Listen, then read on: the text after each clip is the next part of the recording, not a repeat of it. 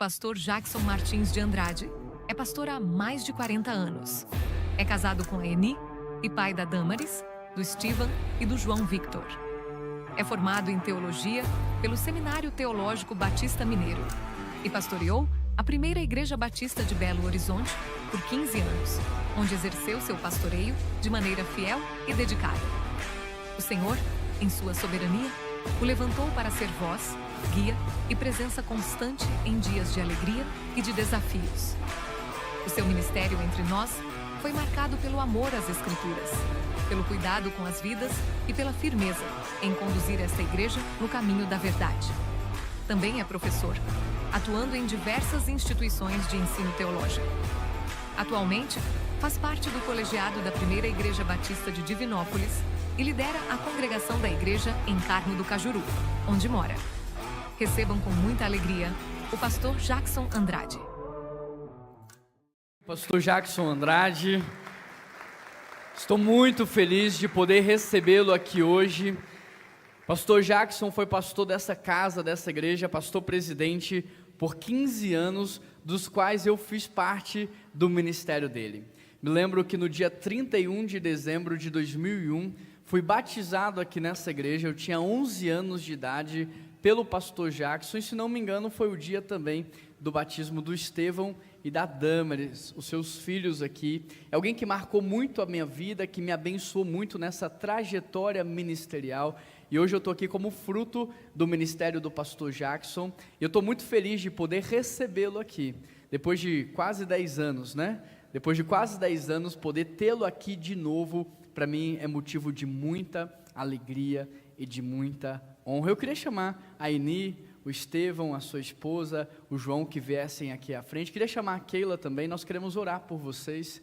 Nós queremos pedir a bênção do Senhor sobre a vida dessa família que nós amamos muito, uma família que foi bênção nas nossas vidas, na nossa igreja, e nós queremos orar por vocês, pedindo a bênção de Deus sobre a casa, sobre a família de vocês. Pastor Jackson já ministrou no nosso culto das 9 horas da manhã, e foi uma bênção, trouxe uma palavra muito inspiradora. O Estevão era meu parceiro de futebol naquela época. Eu acho que ele não deve mais jogar como jogava antes, né? Tá quantos anos, Estevão?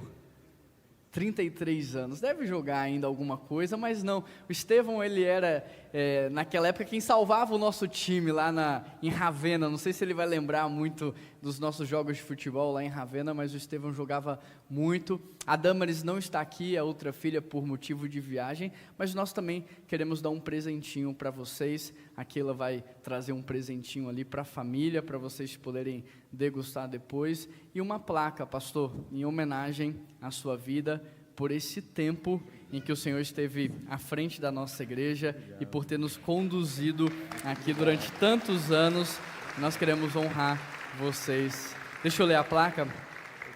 Homenagem ao pastor Jackson Martins de Andrade. Com reverência e profunda gratidão ao Senhor, registramos nesta homenagem o reconhecimento pelo seu pastoreio fiel e dedicado à Primeira Igreja Batista de Belo Horizonte. O Senhor, em sua soberania, o levou para ser voz, guia e presença constante em dias de alegria e de desafios. O seu ministério entre nós foi marcado pelo amor às Escrituras, pelo cuidado com cada vida e pela firmeza que conduziu esta igreja no caminho da verdade. Seus passos entre nós deixaram marcas que não se apagam. As suas orações sustentaram corações cansados, as suas palavras moldaram gerações, e o seu exemplo de integridade e serviço permanecerá como herança para todos os que virão. Belo Horizonte, 17 de agosto de 2025. Vamos tirar uma foto aqui, registrando esse momento?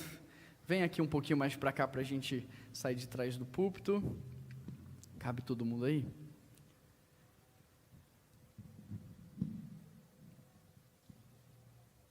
Agora estenda as suas mãos, vamos orar por essa família, em gratidão a Deus. Pai, eu quero te agradecer pela vida do pastor Jackson, pela vida da Eni e pelos seus 3 filhos, ó Pai. Nós queremos te agradecer pelo tanto que nós aprendemos com eles nesse tempo de pastorado aqui na PIB-BH, e muito obrigado porque o testemunho do pastor Jackson é um testemunho ilibado. 40 anos de casamento, Pai, um homem fiel à pregação do Evangelho, às Escrituras, um homem íntegro, de caráter aprovado.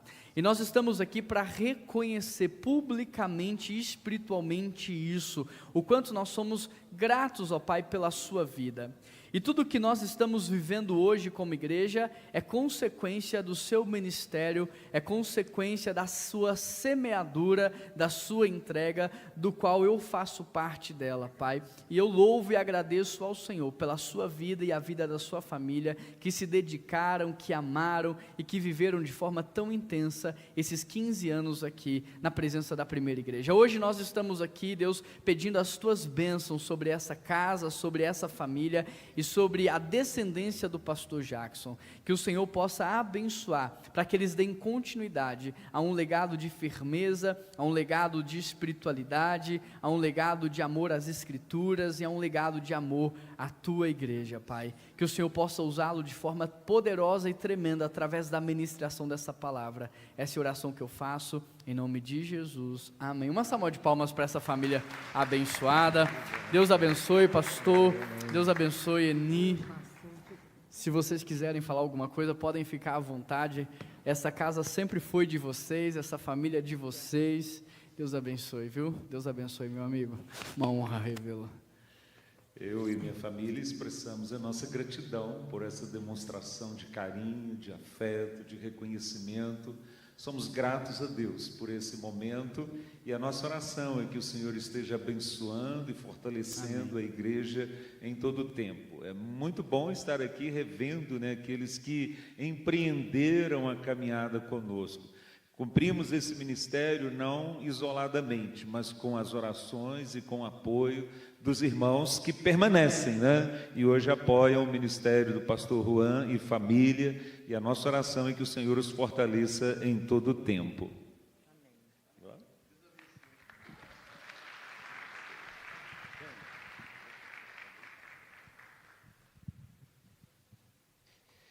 Benção, irmãos, estar participando desse momento, com a família espiritual e com a família humana, Nós temos duas famílias, a nossa família espiritual e a nossa família humana.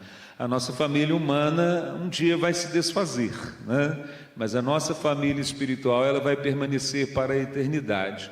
O nosso sonho é que a nossa família humana integre e participe da família espiritual, porque essa será a única forma de, como família humana, permanecermos pela eternidade juntos, Que o Senhor nos fortaleça nesse propósito, nesse intento. Muito bom estar aqui, rever muitos irmãos, que não víamos há muito tempo. Não vou citar os nomes, porque senão eu vou ser injusto, Eu vejo muitos rostos aqui, então sou grato pela oportunidade de revê-los e pela oportunidade de conhecer aqueles que eu não conhecia, que não tivemos o privilégio de conhecer, e desafiá-los a permanecer, que começar é fácil, o difícil é permanecer, E permanecemos só com a graça de Deus, com o poder de Deus, e por isso nós queremos exatamente refletir com os irmãos sobre uma série que eu tenho apresentado lá na igreja que lidero, O Peregrino no Caminho para o Céu, inspirada no livro do John Bunyan, O Peregrino. Você talvez já tenha lido o livro, já tenha visto o filme, a peça sobre o livro. É muito interessante, eu desafio a ler. Eu desafio a ler. Spurgeon disse que Spurgeon lia esse livro pelo menos uma vez por ano, para inspirar-se em sua caminhada ministerial. E Spurgeon é considerado o príncipe dos pregadores batistas. Então ele buscava nesse livro uma inspiração, porque ele é uma alegoria, uma história da saga do cristão, na sua caminhada, na sua retirada da cidade da destruição, uma cidade que está sob juízo iminente. O cristão sonha que a cidade em que ele mora vai ser destruída, o juízo de Deus virá sobre essa cidade, e isso o angustia profundamente. E então ele fica desesperado, angustiado, buscando uma saída. E então ele se encontra com o evangelista, e o evangelista então aponta o caminho da porta estreita, o caminho para o céu, o caminho para a cidade celestial.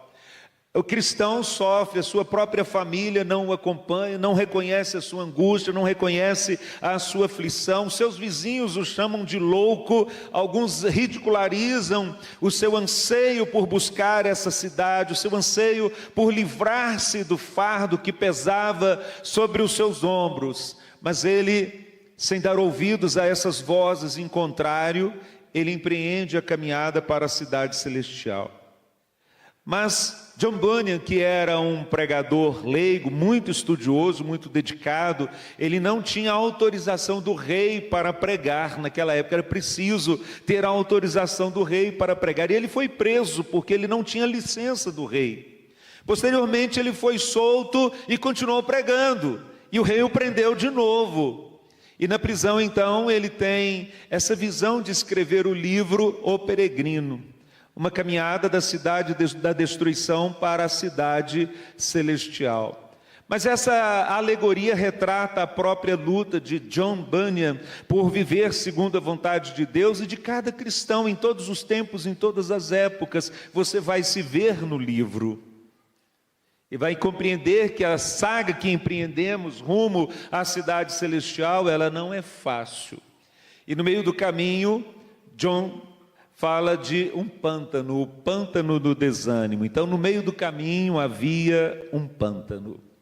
E para ter como base para essa mensagem, eu gostaria de ler o Salmo de número 40. Os irmãos podem acompanhar a leitura.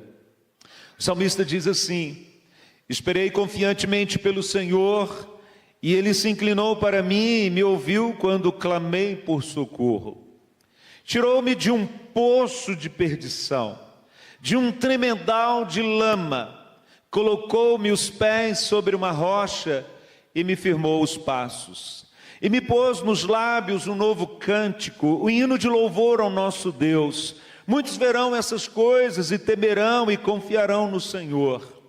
Bem-aventurado o homem que põe no Senhor a sua confiança e não pende para os arrogantes, nem para os afeiçoados à mentira. São muitas, Senhor Deus meu, as maravilhas que tens operado e também os teus desígnios para conosco. Ninguém há que se possa igualar contigo. Eu quisera anunciá-los e deles falar, mas são mais do que se pode contar. Sacrifícios e ofertas não quiseste, abriste os meus ouvidos, holocaustos e ofertas pelo pecado não requeres. Então eu disse: eis aqui estou. No rolo do livro está escrito a meu respeito.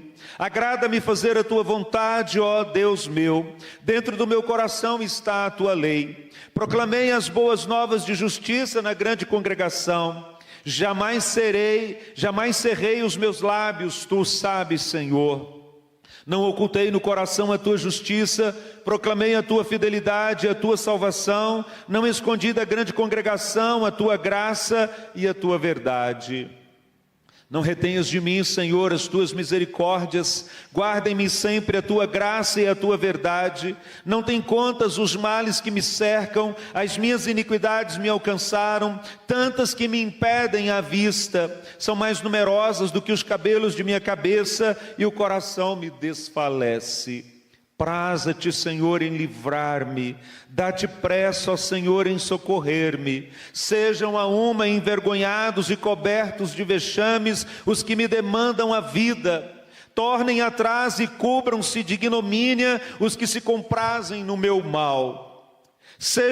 Sofram perturbação por causa da sua ignomínia os que dizem: bem feito, bem feito. Folguem e em ti se rejubilem todos os que te buscam, os que amam a tua salvação digam sempre: o Senhor seja magnificado.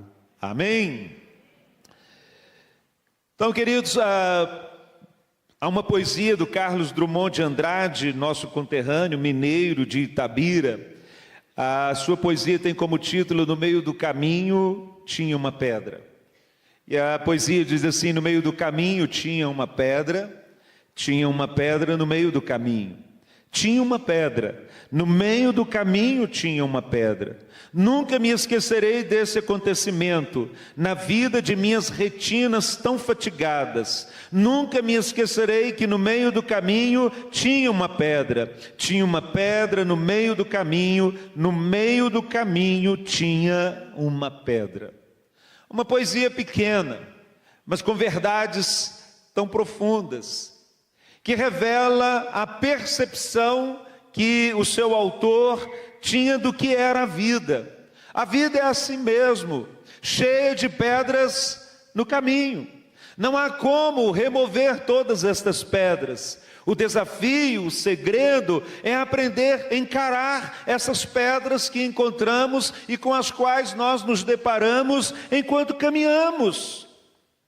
As nossas retinas fatigadas, os nossos olhos cansados, podem não perceber as pedras que existem no meio do caminho e podemos tropeçar nas mesmas. Mas precisamos aprender a tirar lições destas situações, destas circunstâncias. Assim, podemos parafrasear a poesia de Carlos Drummond de Andrade, pensando no livro do John Bunyan, O Peregrino, enquanto o cristão empreende a sua caminhada rumo à cidade celestial.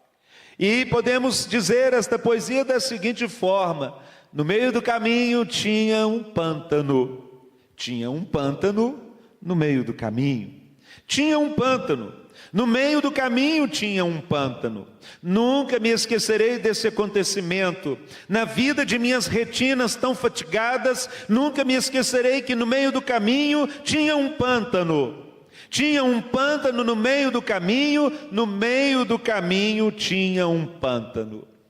E cristão, que caminhava juntamente com volúvel, rumo à cidade celestial, dentre as poucas pessoas que quiseram seguir ou empreender essa caminhada com o cristão, estavam volúvel e obstinado.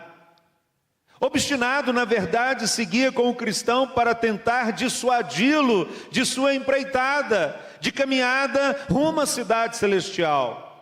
Obstinado, estava decidido, na verdade, em viver contrariamente à vontade e ao propósito de Deus e tentar afastar do caminho todos aqueles que quisessem empreender a caminhada para a cidade celestial. Volúvel, no entanto, era como a semente lançada entre espinheiros. A mensagem de juízo sobre a cidade da destruição falou ao seu coração. Como cristão, ele queria fugir da cidade da destruição. Mas quando ele chega diante do pântano, ele que era volúvel, instável, não comprometido, não engajado, se decepciona com a caminhada.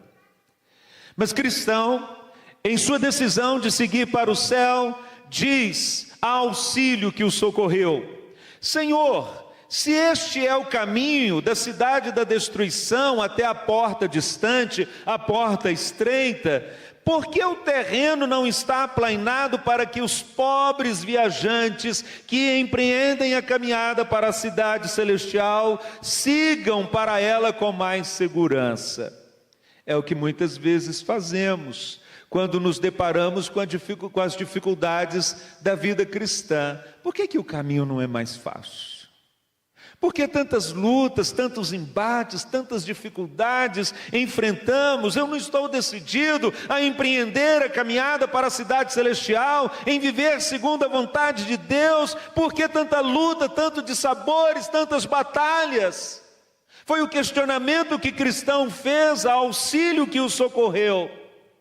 E auxílio então lhe responde: este pântano lamacento é um lugar que não pode ser aterrado. É a depressão para a qual correm continuamente a escória e a imundície que acompanham a condenação do pecado. Por isso chama-se pântano do desânimo. À medida que o pecador desperta para a sua perdição, surgem em sua alma muitos medos, dúvidas e desanimadoras preocupações. E todas se reúnem e se acomodam neste lugar. Esta é a razão da má qualidade deste terreno. Auxílio continua: o rei não se agrada de que este lugar permaneça assim tão ruim. Seus operários, sob ordens dos inspetores de sua majestade, também vêm trabalhando ao longo desses 1.600 anos neste terreno, época em que John Bunyan escreveu o livro, para quem sabe aplainá-lo. Sim, segundo sei, aqui já afundaram pelo menos 20.000 cargas de carroções e ainda milhares e milhares de saudáveis ensinamentos que foram trazidos em todas as estações e de todos os lugares dos domínios do rei. Os que sabem contar dizem que são os melhores materiais para aterrar este lugar. Se fosse assim, já poderia ter sido aterrado, mas continua ainda o pântano do desânimo. E assim continuará, quando já tiverem feito o que podem fazer. É verdade que há, por ordem do legislador, certas pegadas boas e essenciais, espalhadas mesmo aí no meio desse pântano. Mas quando esse lugar vomita sua imundícia, como faz quando muda o tempo, dificilmente se veem as pegadas. Mesmo quando estão visíveis, os homens, por causa da tontura que sentem, passam direto e, apesar de as pegadas estarem ali, acabam atolados na lama. Mas o solo é bom quando eles, afinal, alcançam a porta. O pântano do desânimo faz parte da caminhada cristã. Às vezes o Senhor sinalizou, mas as nossas retinas cansadas e fatigadas não conseguem perceber a sinalização. E aí nós caímos. Cristão e volúvel estavam caminhando e se entreteram na caminhada, e de repente lá os dois afundados no pântano do desânimo. Os dois se debatem e lutam para sair do pântano do desânimo. Volúvel, desesperadamente e decepcionado com tudo que estava acontecendo, procura uma saída do pântano mais próxima de sua casa. Ele é como a semente que brotou entre espinheiros. Os problemas vieram, as dificuldades surgiram, ele pegou a sua mala e voltou para casa. Mas Cristão estava decidido a permanecer. E Auxílio então lhe estende a mão e o tira daquele tremendal de lama, daquele charco de lodo, e ele é resgatado. E como diz o salmista no salmo que lemos, ele tem uma visão extraordinária do que Deus faz quando nós caímos no pântano do desânimo e somos resgatados.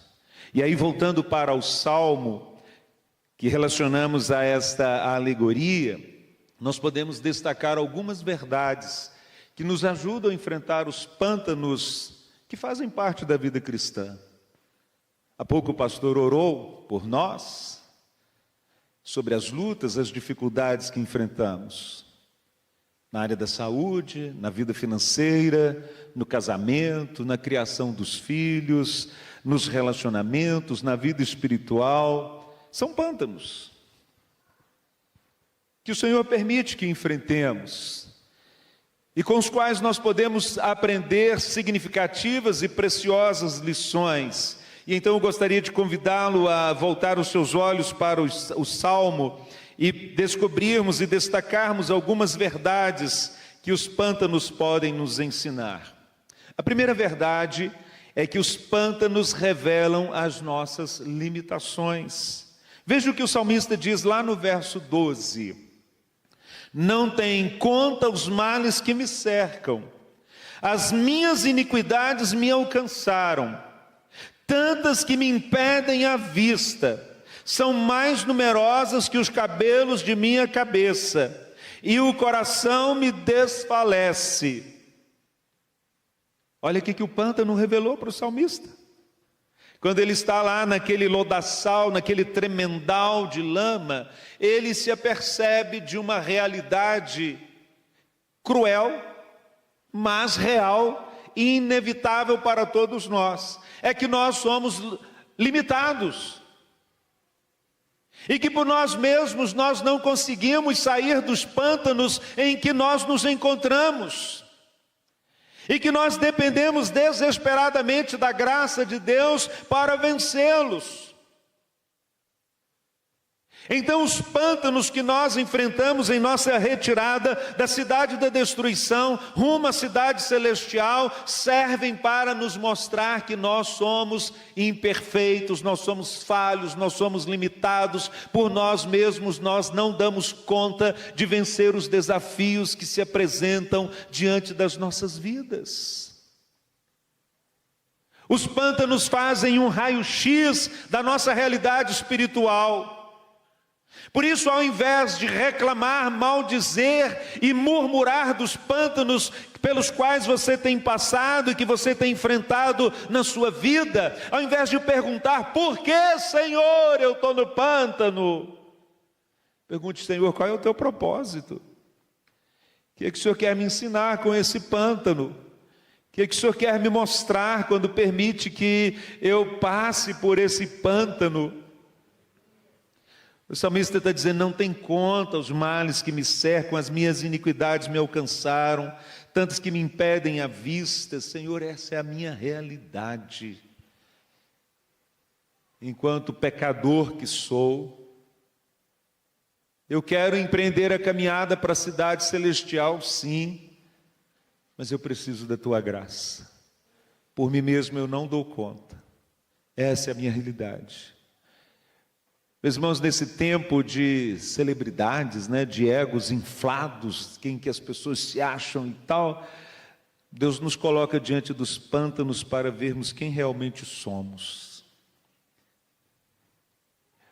Às vezes ficamos tão angustiados com as lutas que enfrentamos, a realidade que o país passa nesse momento, mas Deus está trabalhando, Deus está falando. Então, ao invés de ficar como volúvel, pegar a mala e bater em retirada, clame pelo socorro divino.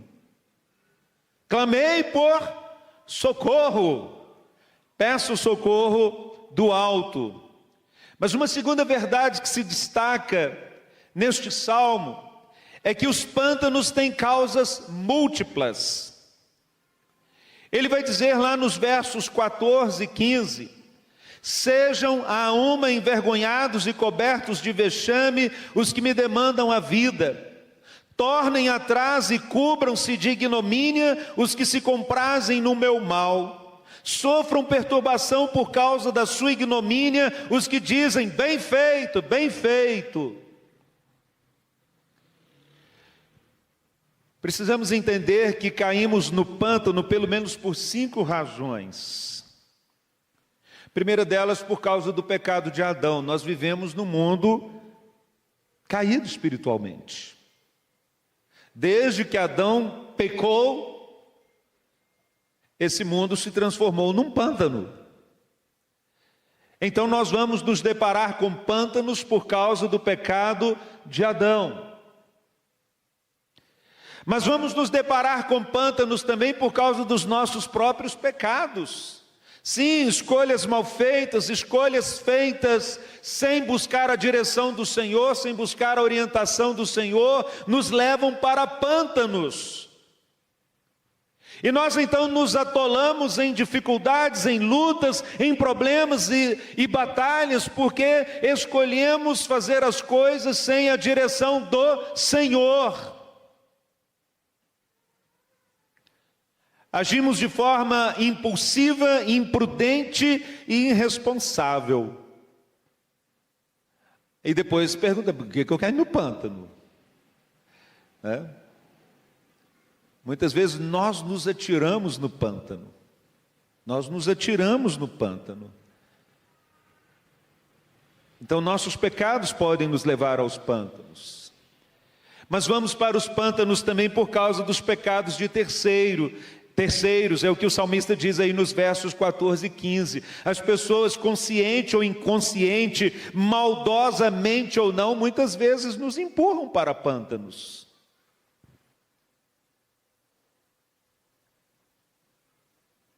E acontece, Nós somos humanos, mesmo vivendo na igreja, né? As pessoas pensam, lá na igreja não vai ter pântano não, né? Vai ser tudo um mar de rosa. Todo mundo rindo para mim, todo mundo me cumprimentando, né? Mas aí de vez em quando o irmão empurra você para o pântano. Falou, ô irmão, mas que isso, né? Como é que você faz um negócio desse comigo? Me joga no pântano, eu doido para sair do pântano e você me empurra. Mas acontece. A vida é um teste.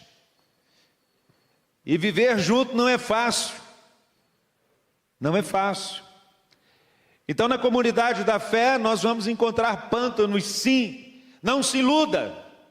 Não deixe que o diabo te engane, com a ideia de que vindo para a igreja, você não vai se deparar com pântanos em sua vida espiritual, que aqui vai ser tudo um mar de rosa, tudo vai funcionar maravilhosamente bem. Não vai. Mas pastor, olha, se você pensar, o próprio Jesus, né? Para onde foi que Judas empurrou Jesus? Para o pântano da crucificação.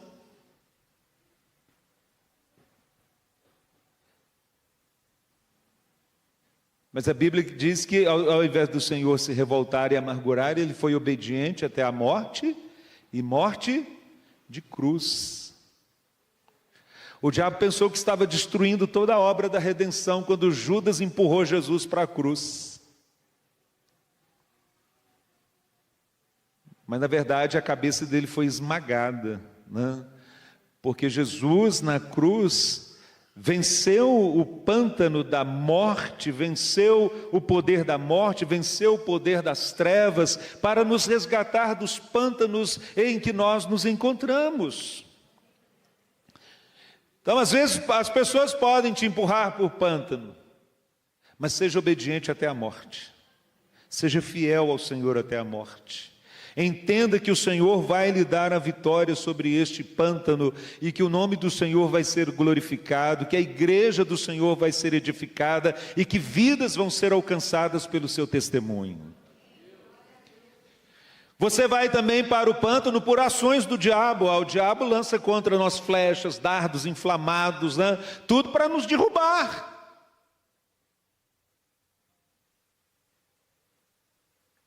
Ele quer destruir o projeto de Deus para as nossas vidas. E então ele vai trabalhar nesse sentido. Mas pasmem, eu acho que vocês vão ficar mais assustados com este último. O próprio Deus permite que caiamos em pântanos. Mas pastor, como é que pode um negócio desse? Pense em Jó. O diabo desafia a integridade de Jó. Deus, eu permito. Pode ir lá. Pode trabalhar a vida de Jó. Você só não pode tocar na vida dele. E Deus permitiu.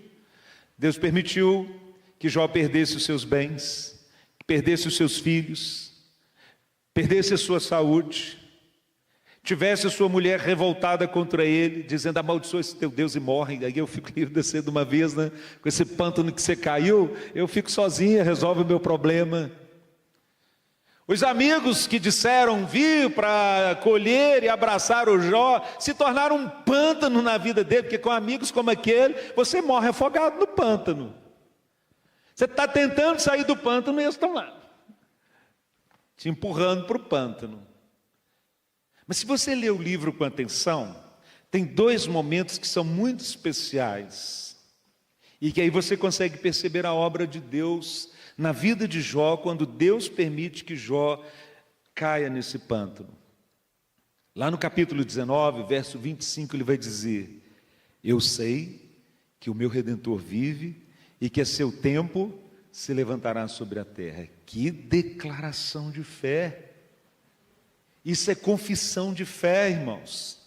Isso é confissão de fé. E sabe quando é que você faz confissão de fé? Quando você está no pântano. Eu creio, Senhor. Estou no pântano, o negócio está difícil, mas eu creio que o meu Redentor vive e que a seu tempo se levantará sobre a terra. Eu não vou morrer nesse pântano. Eu creio no Senhor. Então Deus permite que caiamos em pântanos para que possamos ter convicções claras daquele em quem cremos, do que Ele é, do que Ele pode fazer e do quanto Ele nos ama. Porque senão a sua fé é aquela fé superficial, água com açúcar, né? Mas aí quando você chega lá no capítulo 42, você tem um outro momento extraordinário. Agora Jó saiu do pântano e ele faz uma declaração extraordinária. Eu te conhecia de ouvir, mas agora os meus olhos te veem. Sabe onde foi que eu aprendi mais sobre o Senhor? Sabe quando eu aprendi mais o Senhor? Quando eu estava no pântano. Porque até então eu ouvia falar do Senhor, eu tinha ouvido falar do Senhor, mas agora que eu vi a tua mão de poder me resgatando, me socorrendo, eu posso dizer que agora eu vejo o Senhor. Eu vejo o Senhor. É algo muito mais profundo, muito mais intenso.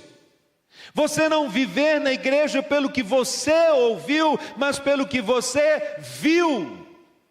Sabe o que tem faltado a muitos crentes? Ver o poder de Deus atuando nas suas vidas, mais do que ficar dizendo, eu ouvi, né? Eu sou lá da época do pastor Jackson, eu ouvi o que o pastor Jackson falava na igreja todos os domingos, eu tenho ouvido tudo que o pastor Juan tem falado na igreja, tá ótimo, tá? Mas eu tenho visto. E esse é o testemunho dos apóstolos, nós não podemos deixar de falar do que temos visto e ouvido do poder de Deus. Pântanos se prestam a isto. Então não reclame das pedras no meio do caminho, não reclame dos pântanos. Mas uma terceira verdade se destaca: os pântanos nos convidam a esperar com paciência no auxílio do Senhor. É um convite ao exercício da fé, ao exercício da paciência. É um convite. Você acha que Jó é conhecido como o pai da paciência, né? Você acha que ele nasceu o pai da paciência ou ele se tornou o pai da paciência? Abraão é conhecido como o pai da fé. Você acha que ele nasceu o pai da fé ou ele se tornou o pai da fé? Foi num processo de lutas, de batalhas espirituais, de pântanos, que a paciência foi sendo forjada no coração de Jó. Foi numa batalha de confiar em Deus que a fé foi sendo forjada no coração de Abraão. Foram os pântanos de 25 anos esperando o cumprimento da promessa, que fez com que Abraão desenvolvesse a sua fé, porque antes ele era idólatra, de uma família idólatra. E agora ele precisa se tornar um homem de fé. E ele tem que aprender a exercer fé em meio ao tempo que Deus está trabalhando na vida dele. Desde que saiu de Ur dos Caldeus até chegar em Canaã, 25 anos aproximadamente, Deus formando o caráter de Abraão. Acredita-se que Jó tenha vivenciado a experiência dele de dor e sofrimento num período de 7 a 9 anos, mais ou menos. Uma pedreira, viu? 7 a 9 anos, com toda aquela dor, né? Aquelas perdas, toda aquela situação. Mas foi nesse período que Deus forjou nele a paciência. Ele teve que passar pelos pântanos. Então Deus vai permitir que eu e você nos deparemos com pântanos, para que Ele possa formar em nós a paciência. Ele fez isso com o salmista. Lá no versos 1 a 4 ele vai dizer: esperei confiantemente pelo Senhor. Ele se inclinou para mim e me ouviu quando clamei por socorro. Tirou-me de um poço de perdição, de um tremedal de lama, colocou-me os pés sobre uma rocha e me firmou os passos. E me pôs nos lábios um novo cântico, um hino de louvor ao nosso Deus. Muitos verão essas coisas, temerão e confiarão no Senhor. Bem-aventurado o homem que põe no Senhor a sua confiança e não pende para os arrogantes, nem para os afeiçoados à mentira. Ele teve que aprender a esperar. E esperar confiantemente. Esperar com paciência. Deus estava trabalhando a vida dele. Então temos um convite a esperar com paciência. Vivendo no mundo de imediatismo, a gente vive no mundo de imediatismo. Tudo hoje é online, tudo hoje é rápido. E aí nós queremos orar e que Deus já responda imediatamente. Oh Deus, já está aqui o QR Code, já está aqui o Pix, você pode responder imediatamente, resolver o meu problema, e eu vou ficar tranquilo. E Deus diz, não vai ser no modelo que você está pensando, vai ser no Kairos. Cronos é o tempo nosso, do relógio. Cronos é o tempo do relógio. Cronos é o tempo do calendário. É o tempo que nós usamos no nosso dia a dia. E nós queremos que Deus haja no Cronos, no tempo dos homens. Mas Deus age no Kairos. Kairos é o tempo da oportunidade. É o tempo em que efetivamente a obra de Deus vai acontecer nas nossas vidas. É o tempo em que Deus vai nos resgatar dos pântanos em que nós nos encontramos e nos dar a vitória. Então não adianta você mostrar para Deus a realidade do mundo em que você vive, querendo que as coisas aconteçam do seu modo, no seu tempo, que Ele vai dizer, espere com paciência, confie, eu estou formando o meu caráter em você, eu estou transformando você em um homem de fé, em uma mulher de fé, eu estou transformando você em uma pessoa mais paciente, resignada, resiliente. Então Deus está trabalhando as nossas vidas, seja com as pedras, seja com os pântanos. Mas quarta verdade, os pântanos nos convidam a dar os créditos a Deus. Lá no verso 5, o salmista vai dizer, são muitas, Senhor, Deus meu, as maravilhas que tens operado e também os teus desígnios para conosco. Ninguém há que se possa igualar a ti. Eu quisera anunciá-los e deles falar, mas são mais do que se pode contar. Senhor, tudo que está acontecendo é resultado da tua ação, o crédito é tudo teu. Eu não consigo sair dos pântanos com as minhas próprias forças. No livro, John Bunyan vai dizer que auxílio, que de certa forma representa o próprio Deus, estende a mão para cristão que está imerso no pântano, mergulhado no pântano, e então auxílio socorre cristão, como Deus nos socorre. E nós devemos dar os créditos ao Senhor, reconhecer que é Ele quem cuida das nossas vidas, quem nos socorre, quem nos dá livramento e quem nos dá a vitória. Então essa é uma quarta verdade que o Salmo destaca sobre os pântanos que enfrentamos. E uma última verdade, os pântanos nos convidam a testemunhar do poder e da graça de Deus.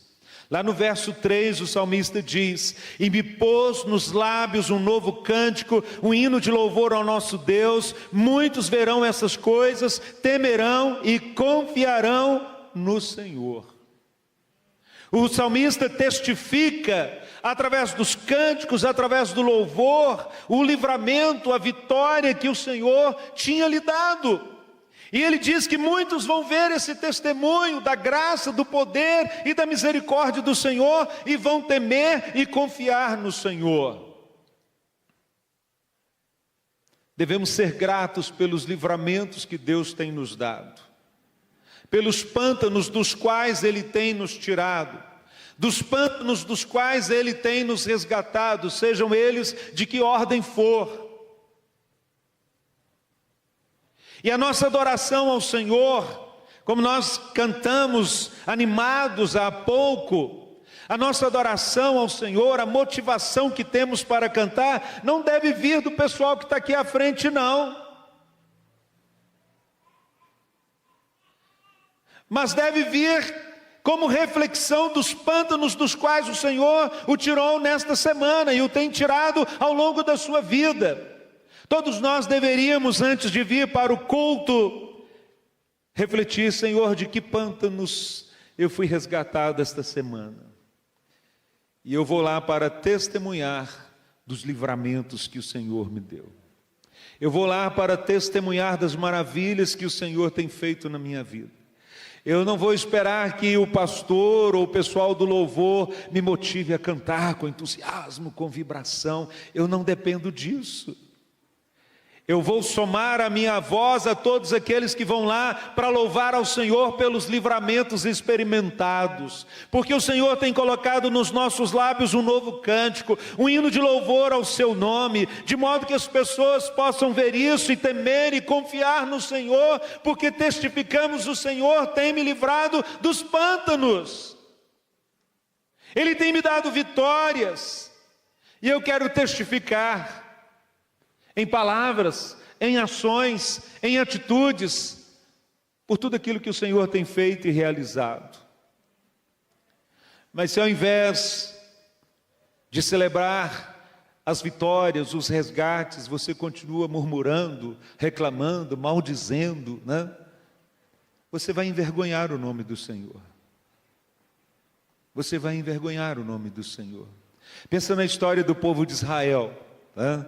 Quantos livramentos o Senhor deu para o povo de Israel? Eles sempre apareciam para murmurar. Eles não eram gratos pelos pântanos que tinham vencido, mas eles estavam sempre reclamando de alguma coisa. E sabe o que aconteceu com uma geração inteira? Morreu no deserto. Morreu no deserto. Ou morre no deserto, ou morre no pântano, ou morre tropeçando numa pedra, né? Mas que, se você não aprender a glorificar ao Senhor por aquilo que Ele tem feito e realizado na sua vida a cada dia. Então, quando nós nos reunimos como povo de Deus, nós devemos nos reunir para celebrar os livramentos que o Senhor tem nos dado. E concluindo, os pântanos sempre enfrentaremos.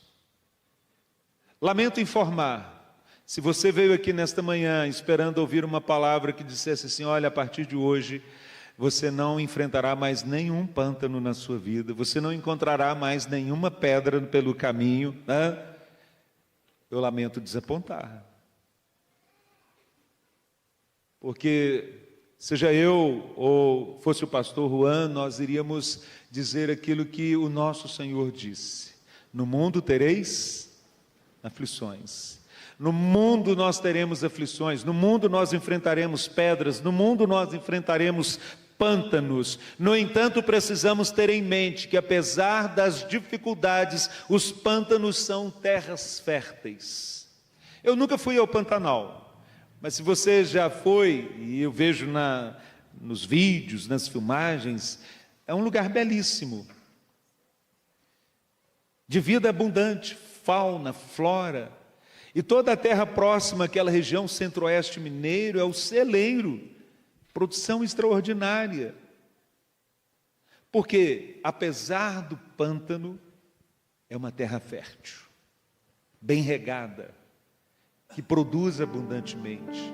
Então, os pântanos que nós enfrentamos, eles podem se tornar férteis, se soubermos lidar com eles. Então, por mais difícil que seja estar no pântano, nele a vida de Deus se fortalece em nossas vidas. E se estivermos decididos a fugir da cidade da destruição e chegar na cidade celestial, enfrentaremos todos os pântanos possíveis, porque sabemos que o melhor está por vir. Vamos orar? Querido Deus e bondoso Pai, somos gratos por esse tempo. Somos gratos por esta oportunidade. Que a Tua palavra encontre lugar em cada coração. E que ninguém, absolutamente ninguém, saia daqui do mesmo jeito que entrou. Mas que o Senhor, pelo poder do Teu Santo Espírito, no nome de Jesus, aplique esta palavra a cada coração, a apresentação da Tua palavra, a exposição da Tua palavra, e que possamos enfrentar os pântanos do dia a dia da vida cristã, sabendo que o Senhor nos dará a vitória em Cristo Jesus nosso Senhor, em nome de quem nós oramos, pelo poder do Espírito Santo. Amém.